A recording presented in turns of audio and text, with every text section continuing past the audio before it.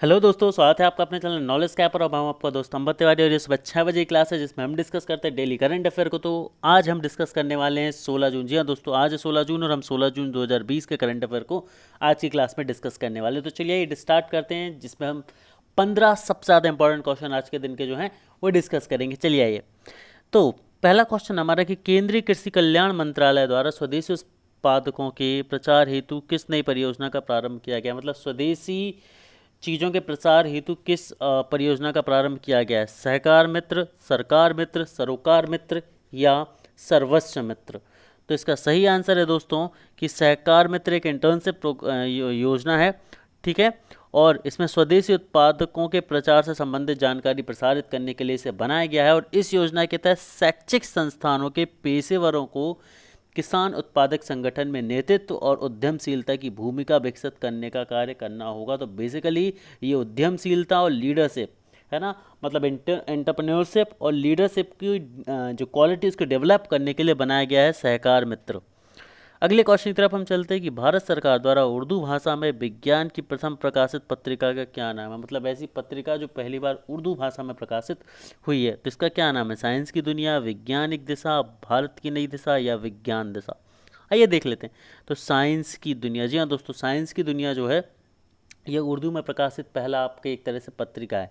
आगे बात कर लेते हैं कि वर्ष 1975 में भारत सरकार द्वारा उर्दू भाषा में देश की प्रथम विज्ञान पत्रिका साइंस की दुनिया का प्रकाशन किया गया था, जिसके लिए प्रथम संपादक के रूप में गुलजार देहवली को नियुक्त किया गया था। हाल ही में गुलजार देहवली का 93 वर्ष की उम्र में निधन हो गया और उनके निधन की वजह से ये न्यूज़ आपके अखबार में है। ठीक है। और याद रखना है कि श्री देहवली का वास्तविक नाम आनंद मोहन था और यह मुख्यतः एक कश्मीरी पंडित थे। आगे बढ़ते हैं।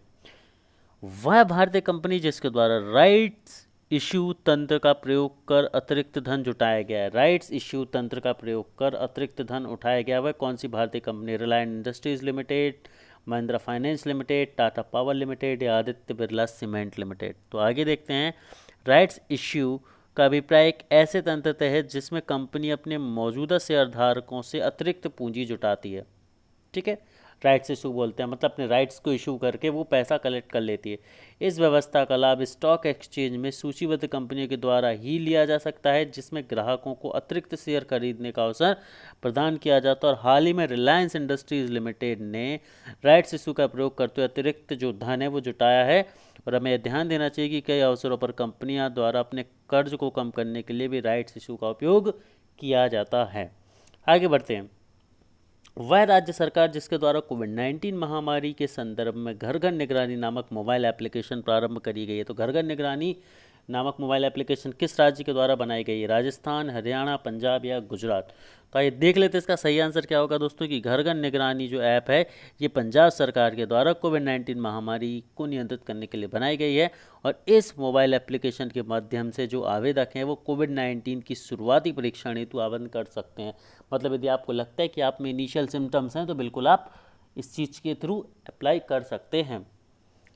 चलिए आगे बढ़ते हैं। विश्व रक्तदान दिवस कब मनाया जाता है। वर्ल्ड ब्लड डोनेशन डे कब मनाया जाता है। तो 16 जून, 13 जून, 15 जून या 14 जून। तो आइए देखते हैं।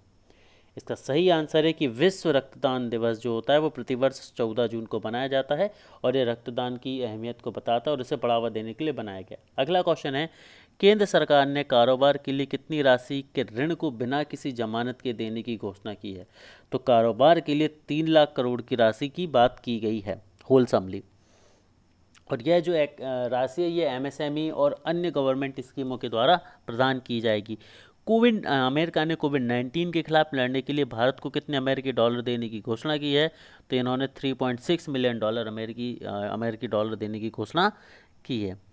वर्ष 2020 की ड्यूज ऑफ स्पीच अवार्ड में किस भारतीय पत्रकार को सम्मानित किया गया है।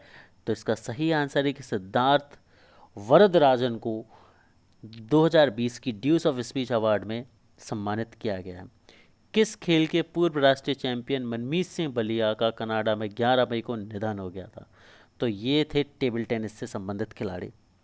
हाल ही में किस राज्य सरकार ने स्नेहर पैरोस योजना जो है वो शुरू की है। तो ये योजना पश्चिम बंगाल की सरकार के द्वारा शुरू की गई और ये उनकी काफ़ी महत्वपूर्ण परियोजना भी है एक।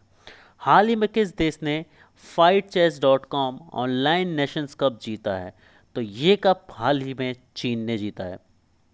हाल ही में नगर विमान महानिदेशालय पायलटों की उड़ान लाइसेंस की वैधता को कितने दिन बढ़ा दिया गया है? तो 90 दिन तक के लिए उनकी जो वैधता है वो बढ़ा दी गई है कोविड-19 को देखते हुए।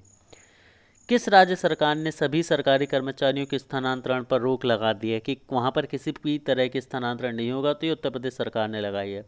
और हाल ही में भारत में होने वाले फीफा अंडर 17 महिला कप को कब तक के लिए स्थगित कर दिया गया है? तो ये 2021 तक के लिए स्थगित किया जा चुका है। और हाल ही में सीबीएसई के नए अध्यक्ष कौन बने हैं? तो मनोज आहूजा जो हैं वो सीबीएसई के नए अध्यक्ष बने हैं। तो दोस्तों थैंक यू आप सभी के लिए। आई होप आपको ये सीरीज़ पसंद आ रही होगी। Thank you very much.